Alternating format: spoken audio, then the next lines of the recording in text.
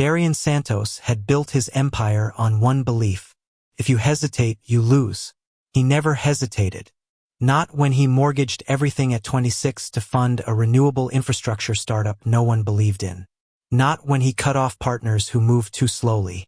Not when competitors tried to bleed him dry. Speed was power. Decisiveness was dominance. And tonight, in the back seat of his midnight blue armored sedan, Darian was about to make another fast decision. One that would triple his global influence. Or quietly destroy it. The city lights streaked across the tinted windows as the car moved through downtown traffic.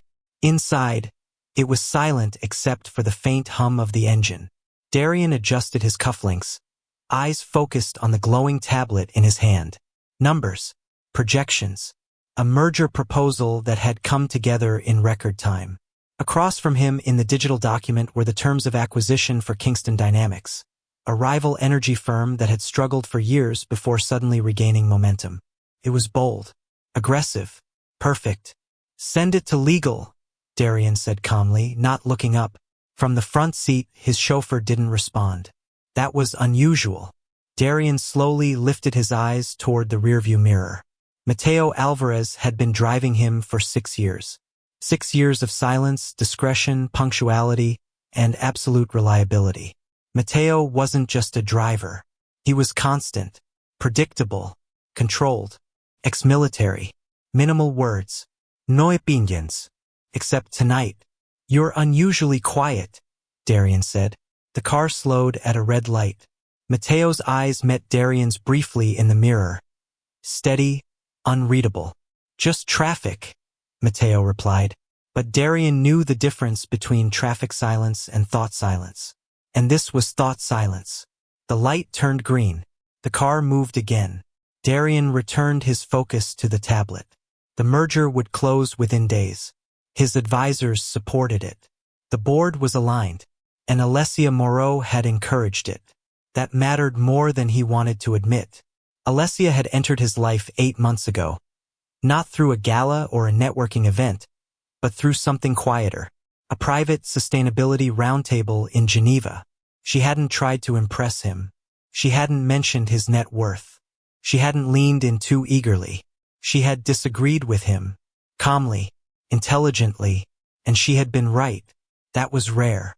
She ran an environmental analytics consultancy, discreet but influential. Governments listened to her projections. Corporations paid to access her models. She saw patterns, and Darian respected patterns. The merger with Kingston had been her suggestion. "They're undervalued because they're misunderstood," she'd said over dinner 2 weeks ago. "You don't buy assets. You buy timing." He had smiled at that. He liked the way she thought. But tonight, something in the air felt different. "Did you review the updated security brief?" Darian asked suddenly. "Yes," Mateo answered. "And," a pause, "Volterra's recent investor activity increased significantly in the last 45 days. That's public information." "Yes." Darian waited. Mateo continued driving. That was it. No elaboration. No warning. Just facts. And yet something lingered. Darian leaned back, folding his tablet closed. He studied Mateo's posture. Still, disciplined. But the grip on the steering wheel was slightly firmer than usual. 6 years was long enough to read microshifts. "What are you not saying?" Darian asked quietly. Mateo's eyes flicked upward again. "Nothing, sir. Sir." He only used that word when he was deliberately distancing himself. Interesting. The car pulled into Darian's private residence. A glass and stone architectural statement overlooking the coastline. Security gates parted automatically. As Mateo parked, Darian didn't move to exit. "Walk with me," he said. Mateo nodded once. Inside, the house was dimly lit. Clean lines, controlled design, nothing excessive.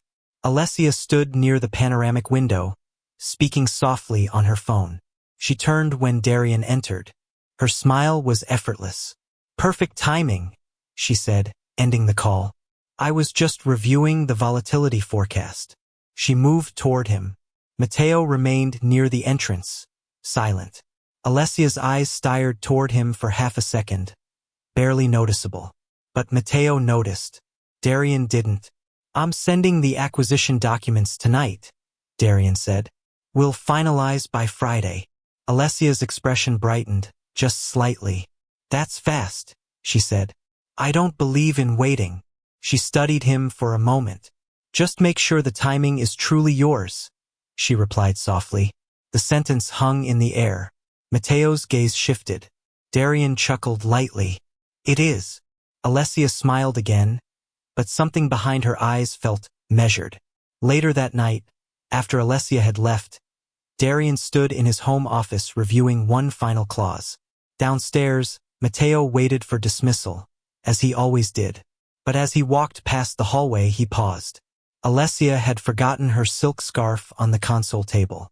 Matteo picked it up, and then he heard it.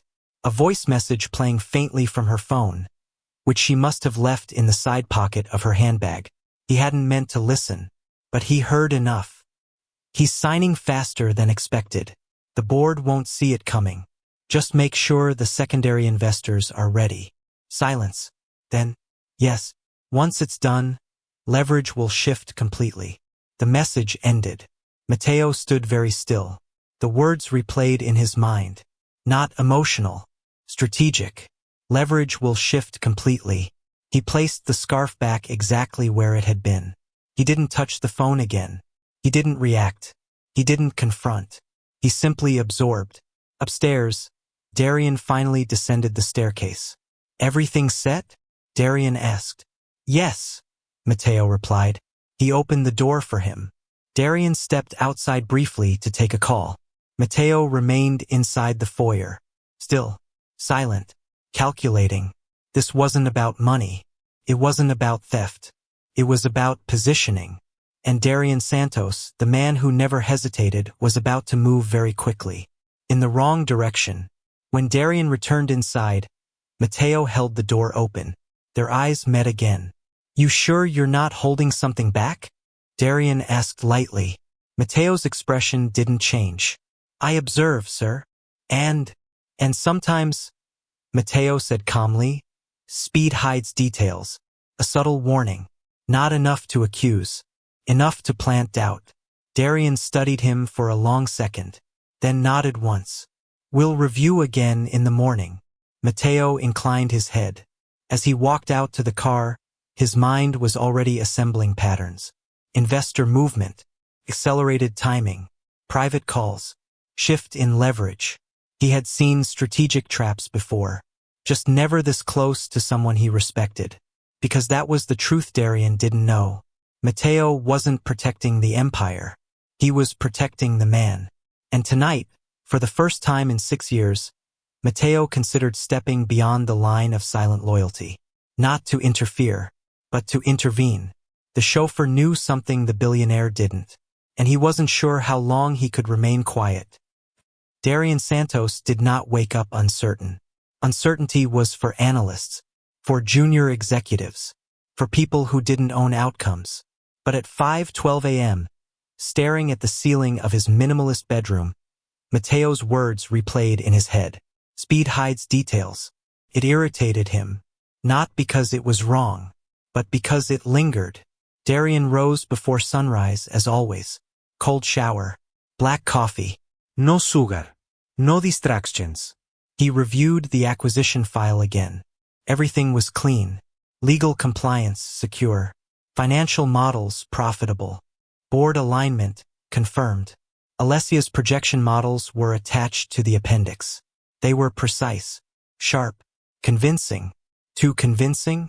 He dismissed the thought immediately. Suspicion without proof was weakness.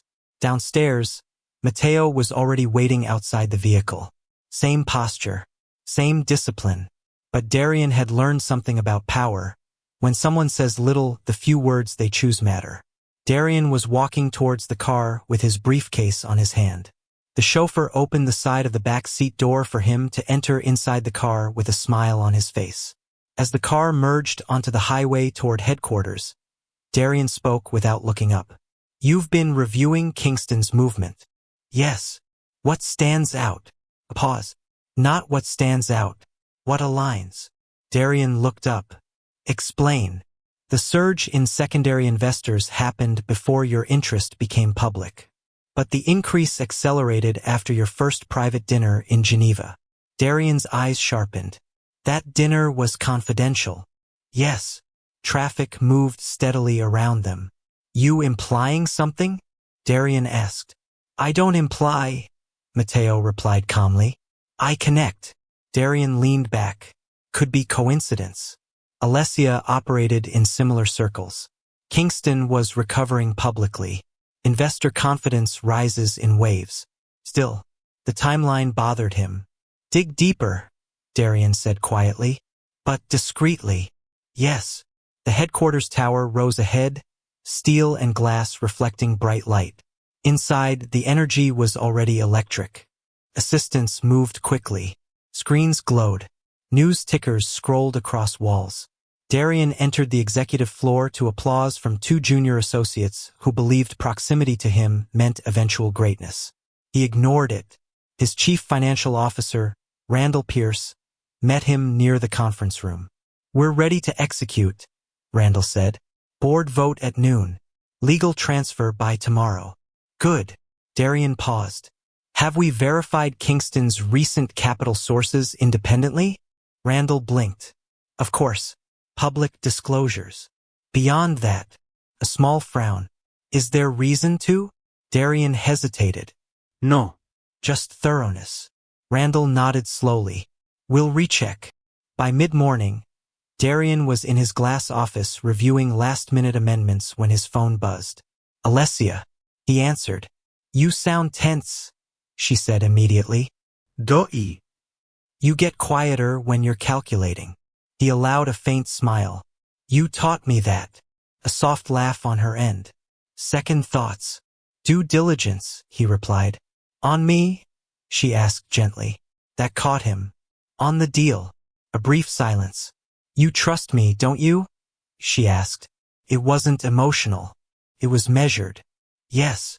Then trust the timing. Timing. That word again. He ended the call feeling unsettled. Across town, Matteo wasn't sitting idle. He was parked outside a discreet private intelligence firm that Darian had once used during a hostile takeover. Matteo stepped inside.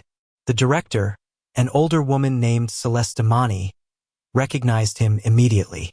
Your employer doesn't like shadows, she said. I'm not here officially. Her eyebrow lifted. That's dangerous. Matteo didn't respond. He placed a folder on the table. Kingston Dynamics. Last 60 days. Especially secondary investors. Celeste flipped through quickly. That's aggressive research. Yes. And if I find something, send it to me first. She studied him carefully. You're protecting him. Yes. From what? Matteo's jaw tightened slightly. Possibility. Back at headquarters, Randall entered Darian's office with a tablet. There's something you should see. Darian looked up. New capital inflow. Offshore accounts. Perfectly legal, but the coordination is unusually synchronized. How synchronized? Within 48 hours of your Geneva meeting. Darian's fingers stilled on the desk. Sources. 3 shell funds. All connected to a holding company in Luxembourg. And who owns that holding company? Randall hesitated. On paper, a sustainability advisory firm. Darian's pulse slowed, not sped up. Controlled. What firm? Randall swallowed. Moreau Strategic Analytics. Silence. Not explosive. Not dramatic. Just heavy. Darian stood slowly. That's Alessia's firm. Yes. It could be coincidence. It could, Randall said carefully. But the pattern suggests preparation. Darian's mind moved rapidly. If she had positioned investors before advising him to acquire Volterra, she would gain leverage. Board influence. Equity control. Strategic power over him. Not emotional betrayal. Strategic repositioning. His phone buzzed again. Alessia. He didn't answer this time. Instead, he looked out over the city skyline. For the first time in years, he realized something unsettling. He had moved fast because he believed he was leading. But what if he had been guided? Downstairs, Mateo received a secure message from Celeste. 3 lines. Secondary investors linked to Moreau's private consortium. Prepositioned before Geneva summit. She anticipated acquisition interest. Mateo closed his eyes briefly. He had expected suspicion, not confirmation. His phone rang. Darian. Yes. Come upstairs, Darian said calmly.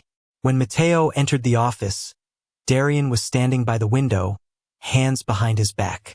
Say it, Darian said quietly. Mateo did not pretend. She positioned leverage. Darian nodded once. Before advising me. Yes. Why? Mateo considered.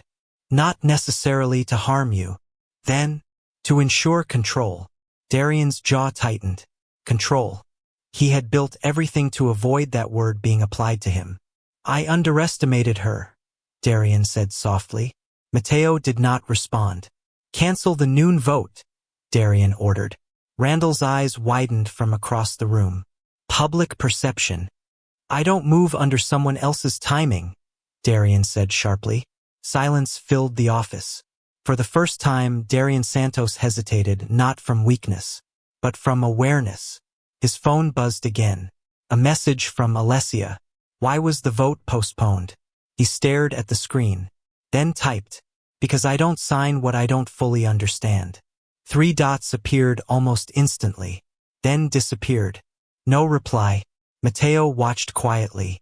She'll adjust, Mateo said. Yes, Darian replied. So will I. Outside, the market began reacting to rumors of delay. Inside, something deeper shifted. This wasn't about money anymore. It wasn't about romance. It was about power alignment. And Darian Santos had just realized he wasn't the only strategist in the room. The market did not panic. It watched. When Darian Santos postponed the Kingston vote, analysts didn't accuse him of weakness. They called it discipline. But behind closed doors, the board was restless. And Alessia Moreau was silent. That silence mattered more than headlines. 9 a.m. Emergency executive session. The boardroom felt colder than usual.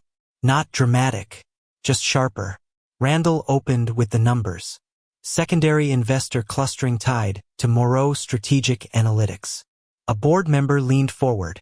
You're suggesting conflict of interest?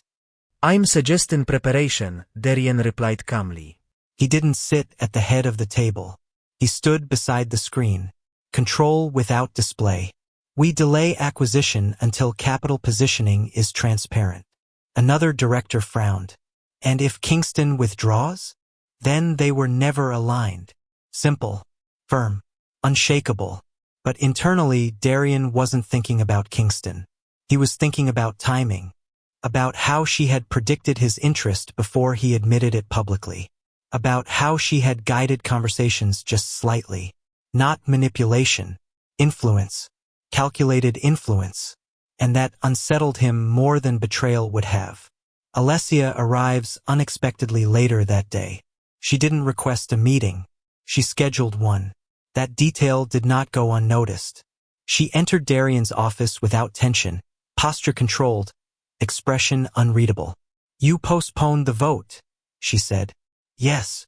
You investigated my firm. Yes. She didn't flinch. Good, she said. That caught him off guard. You expected it? He asked. I hoped for it. Silence. Darian studied her. You positioned capital before advising me. Yes. For leverage? For protection. Whose? Ours. That word lingered. He remained still. Explain, he said quietly. She stepped closer to the window beside him. Kingston's founders were unstable. I anticipated board resistance. I secured secondary investors so if negotiations fractured, we would still control majority direction. We, he repeated. Yes. You didn't tell me. You didn't ask. That wasn't deflection. It was fact. His jaw tightened. You don't make preemptive capital moves around me without disclosure. She turned toward him fully now. And you don't move at the speed you move without someone stabilizing impact. The words landed clean. Noak yesaschin. Noi mouschin. Just reality. He stepped closer. You assumed I needed stabilization. I assumed power without redundancy is fragile. There it was. The philosophical divide. Darian believed power came from dominance. Alessia believed power came from insulation. Two high-level thinkers. Different definitions of control. He exhaled slowly. You positioned yourself as my safety net. I positioned the acquisition against volatility. You made yourself indispensable. Her eyes held his. I already was. That statement didn't carry ego. It carried truth. And truth unsettled him more than opposition ever had. Later that afternoon, Darian requested a private briefing from Matteo. She didn't lie, Darian said. No. She didn't conceal illegality. No. She concealed advantage. Yes. Matteo waited. What do you want? Matteo asked. Darian stared at the skyline. I want to know if she's protecting us or building optionality. Optionality. The ability to pivot away if necessary. To leave without loss. To survive independently. Matteo understood immediately. She's always built independence, he said. Yes. And that's what unsettles you. Darian didn't deny it. 6:30 p.m., the gala invitation. An unexpected development shifted everything. Roy Domino announced a rival interest in Kingston. Publicly. Aggressive language. High premium offer. And a gala reception that night hosting both firms. Strategic theater. Darian looked at the press release once. Then at Alessia's earlier message. Trust the timing. Had she anticipated this too? He called her. Are you attending tonight? Yes. With whom? With you if you're done reacting. A faint smile touched his face. You assume I'm reacting? I assume you're adjusting. There was a difference. He appreciated that she understood it. Pick you up at 8, he said. The gala. The ballroom was not their battlefield. It was their stage. Executives whispered as Darian entered. Alessia beside him. Aligned. Not submissive. Not overshadowing. Balanced with warm smile. Roy Domino's CEO, Victor Klein, approached with calculated charm. Darian, Victor said smoothly, heard about the delay. Surprised you hesitated. I didn't hesitate, Darian replied evenly. I recalibrated. Victor's gaze flicked briefly to Alessia. And you must be the quiet strategist. She smiled lightly. I prefer prepared. Victor chuckled. We all do. But as Victor walked away, Darian noticed something. Alessia didn't look threatened. She looked observant, watching movement patterns. Infestor clusters. Body language shifts. She leaned slightly toward him. Roy doesn't have secondary positioning, she murmured. How do you know? Look at who isn't here. He scanned the room. 2 private equity heads were missing. He frowned. They declined Roy's invitation. Yes, she said, because they're already committed. To you. To stability. Clicked. Her early capital positioning wasn't leverage over him. It was insulation against competitors. She had anticipated Helix's move weeks ago. Darian's chest tightened slightly. Not from insecurity. From realization. She wasn't trying to outmaneuver him. She was playing 3 moves ahead of the market. And he had almost interpreted it as competition. Victor returned later with a formal announcement. Roy was withdrawing interest. Kingston's board had signaled preference for Darian's adjusted terms. The room shifted subtly. Power had settled. But not loudly. Not dramatically. Just strategically. Darian looked at Alessia. You knew, he said quietly. I prepared, she corrected. And if I had refused the deal entirely, then we'd pivot elsewhere. Again, not control. Alignment. He understood now. She wasn't building optionality to leave. She was building structural strength. He had built speed. She had built depth. Together, unstoppable.